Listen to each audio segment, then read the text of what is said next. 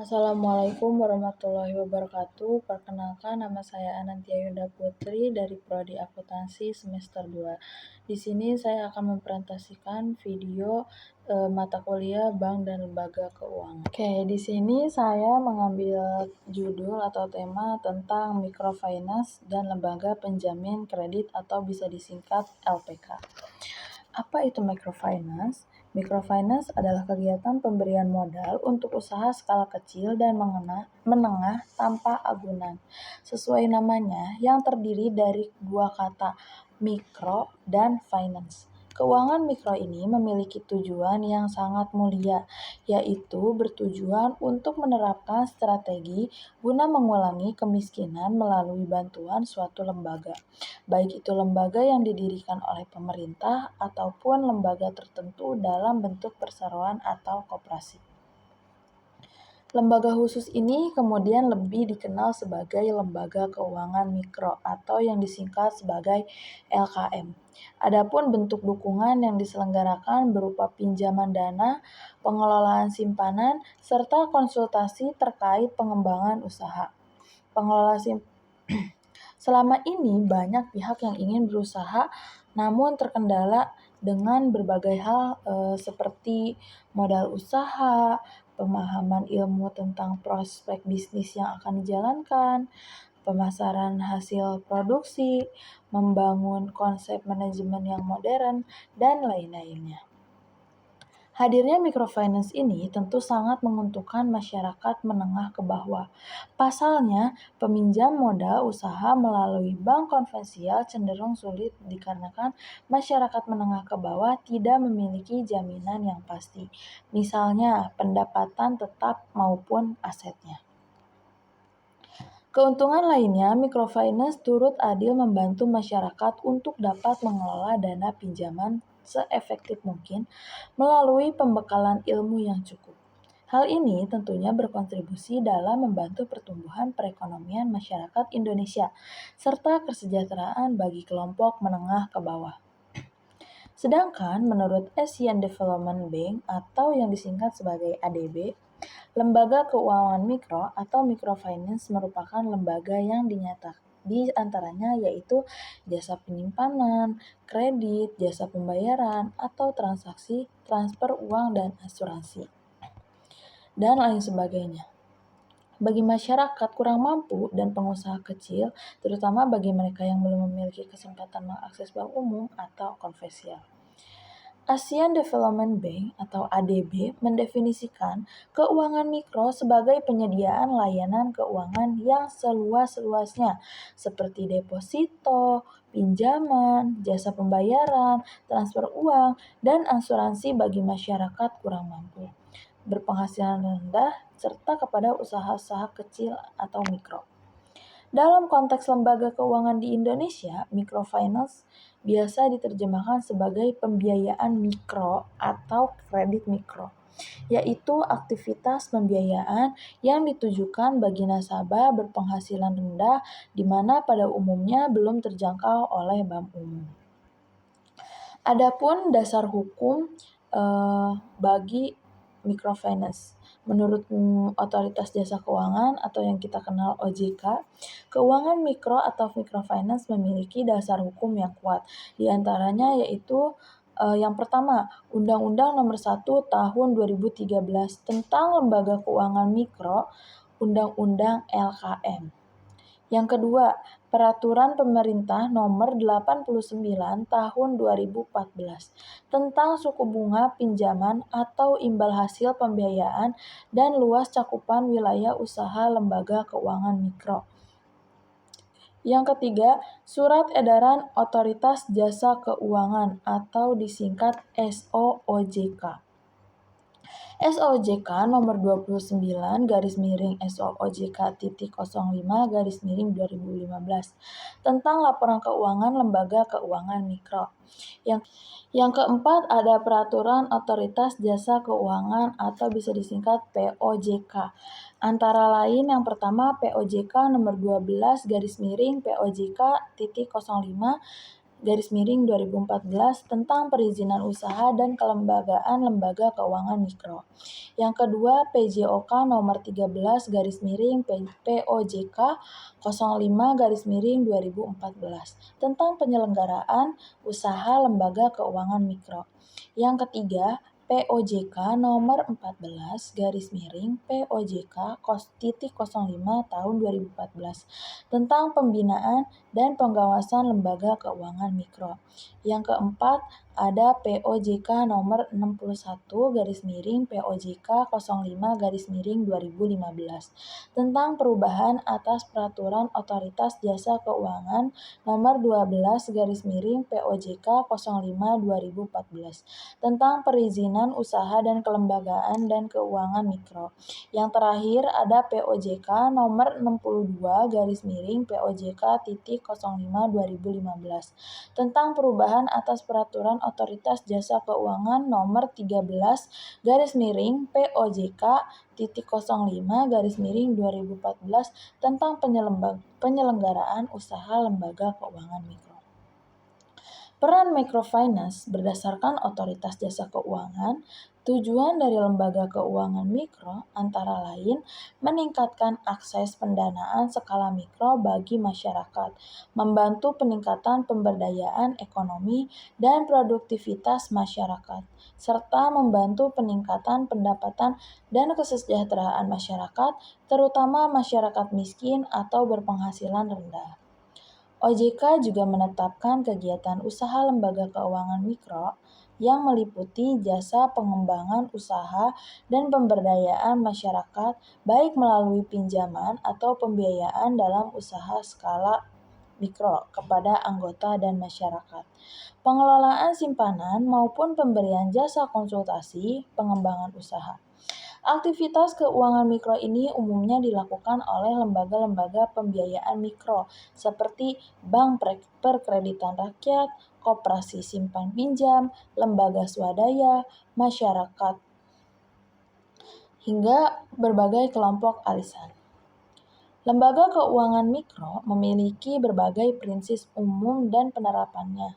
Pelayanan dan pengembangannya produk microfinance harus disesuaikan dengan kebutuhan dan kondisi nasabah mikro, serta pelayanan terbuka bagi seluruh lapisan masyarakat melalui pendekatan sistem dan prosedur yang mudah. Lokasi strategis sehingga mudah dijangkau. Selain itu, organisasi, sistem operasional administrasi, pengawasan, dan sistem informasi didesain secara sederhana, mudah, efisien, efektif, dan transparan. Kemudian kelangsungan kegiatan juga didukung oleh sistem yang berjalan dengan baik serta menjamin keberlanjutan pelayanan dan menyumbang manfaat bagi nasabah dan pengembangan kinerja pelayanan itu sendiri. Meskipun memiliki peran yang strategis dalam pemberdayaan ekonomi, penerapan microfinance di Indonesia tentunya tidak terhindar dari berbagai permasalahan dan tantangan, baik yang bersifat internal maupun eksternal. Dari segi internal mencakup lemahnya kualitas sumber daya manusia serta terbatasnya sumber pendanaan. Sedangkan dari segi eksternalnya, yaitu rendahnya kepedulian masyarakat dan pemerintah terhadap lembaga keuangan mikro. Hal yang umum dijumpai di Indonesia, yakni masyarakat miskin lebih memilih untuk memenuhi kebutuhan finansial mereka melalui berbagai bentuk pemenuhan finansial yang umumnya informal. Mereka meminjam uang dari pelepas uang tidak resmi atau bisa disebut rentenir atau lintah darah yang biasanya mengenakan bunga yang sangat tinggi. Untuk jasa simpanan mereka memanfaatkan kegiatan pengumpulan uang melalui arisan ataupun simpanan lebaran. Jasa-jasa informal cenderung tidak teratur dan sangat mudah beresiko karena keamanan yang tidak terjamin. Sementara itu, sistem pelayanan bank dinilai lebih sulit bagi masyarakat miskin sehingga tidak banyak dari mereka yang bisa dengan mudah merasakan fasilitas perbankan. Pada dasarnya, layanan microfinance dapat dilakukan baik oleh lembaga mulai dari pemerintah, swasta, lembaga swadaya, masyarakat, lembaga keuangan formal maupun informal, bahkan perseorangan. Namun, sayangnya, keberadaan lembaga keuangan mikro ini belum mendapat tempat yang jelas dalam perekonomian nasional.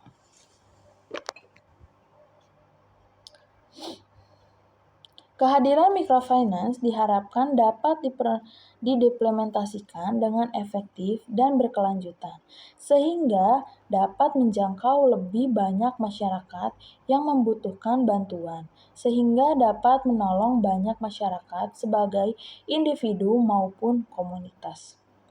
Setelah kita mengetahui bahwa microfinance adalah bentuk dukungan yang berkompensasi untuk pengembangan usaha, selanjutnya kita perlu mengetahui apa saja peran microfinance atau lembaga keuangan mikro LKM. Peran yang pertama, mempermudah akses pendanaan skala mikro bagi masyarakat kurang mampu. Yang kedua, meningkatkan pemberdayaan ekonomi serta produktivitas masyarakat. Yang ketiga, meningkatkan pendapatan dan kesejahteraan masyarakat, terutama bagi kelompok ekonomi menengah ke bawah dan berpenghasilan rendah. Yang keempat, sebagai jasa konsultasi pengembangan usaha ke skala kecil atau mikro. Yang kelima, mengelola simpanan dana masyarakat menengah ke bawah. Yang keenam, memberikan edukasi kegiatan usaha yang dapat dilakukan secara konvensional maupun berdasarkan prinsip syariah. Yang ketujuh, meningkatkan kemampuan intelektual masyarakat atau kualitas SDM melalui pelatihan-pelatihan kewirausahaan. Siapa saja yang layak mendapatkan bantuan microfinance? Microfinance adalah lembaga keuangan yang dikhususkan untuk memberi pinjaman bagi usaha skala kecil. Berikut beberapa orang yang layak mendapatkan bantuan dari microfinance. Yang pertama itu the poorest of the poor.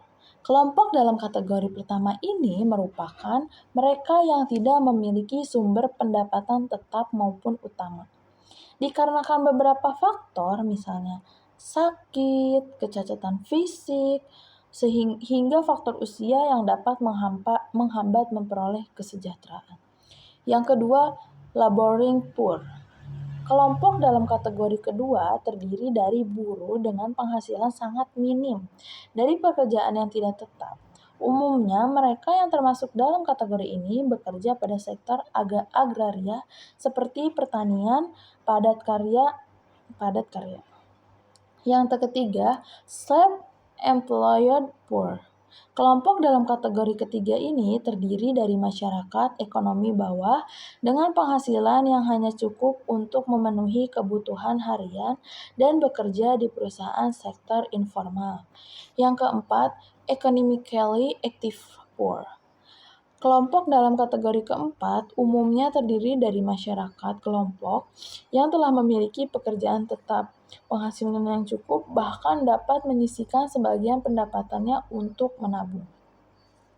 Nah, microfinance dan lembaga keuangan memiliki prinsip umum dalam penerapannya, di antara lain sebagai berikut ini. Yang pertama, pelayanan dan pengembangan produk microfinance harus disesuaikan dengan kebutuhan dan kondisi nasabah mikro. Yang kedua, pelayanannya terbuka bagi seluruh lapisan masyarakat melalui pendekatan sistem dan prosedur yang mudah.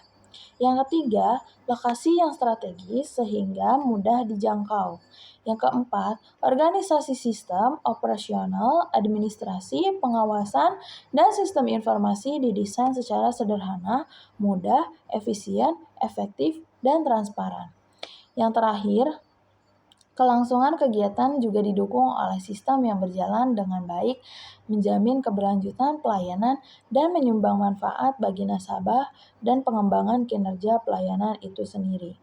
Nah, yang selanjutnya yang kita bahas adalah sumber pendanaan kredit microfinance. Adapun sumber pendanaan untuk pengembangan kredit microfinance yaitu yang pertama dari dana Pemda yang bersumber dari APBD. Sumber dana yang berasal dari Pemda atau pemerintah daerah yang diambil dari APBD ini merupakan bentuk tanggung jawab Pemda yang mengembangkan bisnis usaha kecil di daerah ini. Ini sebagaimana dikatakan oleh Untoro dan Peri Warijoyo tahun 2005, keadaan ini mendorong beberapa Pemda untuk menyisihkan dana APBD-nya guna membantu pendanaan usaha mikro kecil. Nah, yang kedua, ada dana dari pihak ketiga atau masyarakat. Ini bersumber dari tabungan dan deposito masyarakat yang mempercayakan sejumlah dananya untuk dikelola oleh suatu perbankan, dan mereka memperoleh keuntungan dalam bentuk bunga. Yang ketiga, dana cadangan perbankan. Dana cadangan perbankan berasal dari dana yang dialokasikan untuk dicadangkan dan dipakai sesuai dengan perencanaan perusahaan. Dana yang keempat, dana dari pihak funding atau donatur lainnya. Dana ini berisi dari berbagai pihak yang memiliki keinginan untuk mengembangkan bisnis microfinance secara baik. Dana ini berasal dari dalam negeri maupun luar negeri. Sekian penjelasan dari saya. Mohon maaf bila ada kata-kata yang salah. Terima kasih. Wassalamualaikum warahmatullahi wabarakatuh.